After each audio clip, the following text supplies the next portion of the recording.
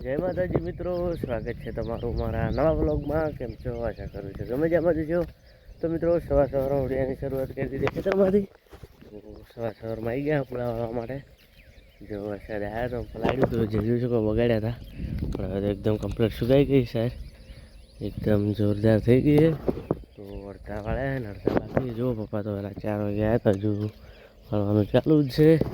તો આપણે પણ હવે શરૂઆત કરી દઈએ અને અડધા બાકી પૂરા કરી દઈએ અને પછી બપોરા પછી જ્યારે વળી રહ્યા એના પછી લઈ જવી છે ઘરે, કારણ કે આગાહી છે ફૂલ હમણાં હાઈ એલર્ટ બતાવે છે ગુજરાતમાં. તો વાદળા તો એટલા છે નહીં, ચોક છે, પણ વરસાદનું કોઈ નક્કી નહીં, ગમે તે ટાઈમે આવી જાય.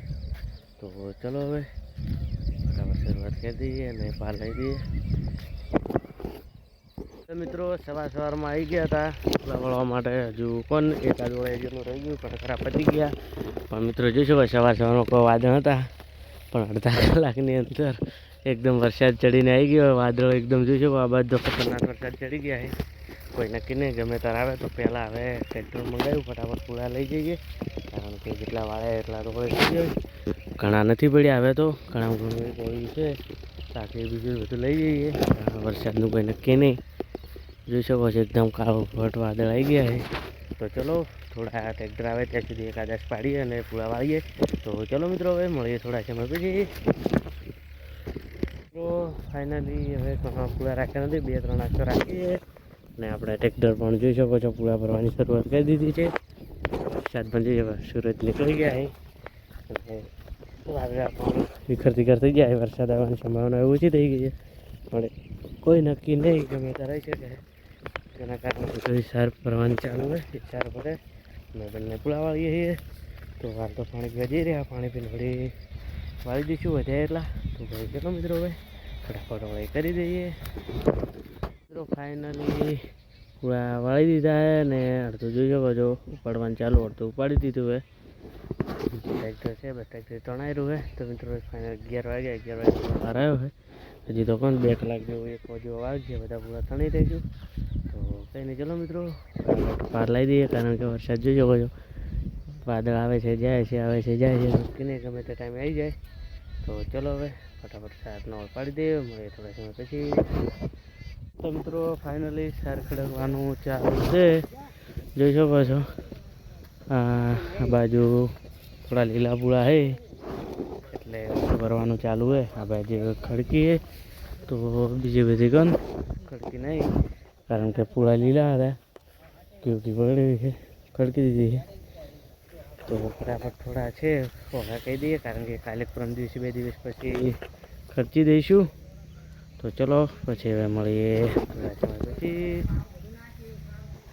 તો મિત્રો ફાઇનલી 8:30 રહી ગયા છે ને આપણે દુકાનને કંઠી વધારવાનો સમય થઈ ગયો છે. તો મિત્રો જોઈ શકો છો દુકાન તો વધારી દીધી, હવે કંઠી પણ વધારીને જઈએ ઘરે.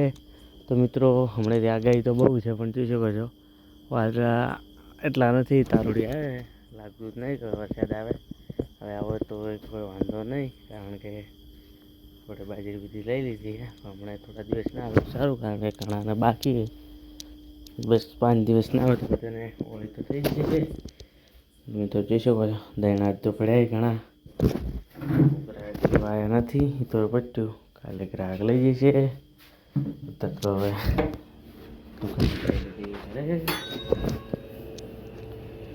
જય શ્રી મહાકાળ. તો મિત્રો બોટલ બીજી બહાર કાઢી દીધી છે. સામાન નવો લાવ્યો, બીજું કોઈ અંદર લાવ્યો નથી. પેપ્સી પણ નાખી દીધી છે બધી અત્યારે છે.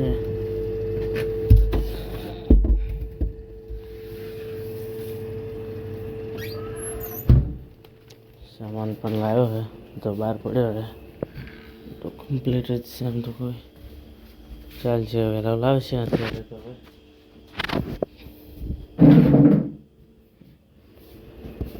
તો મિત્રો હવે જઈએ ઘરે. આમ તો જમીન તો આવ્યા પણ આપણે જઈએ, તમે જોયું તો જરાક તો એટલા આવશે નહીં.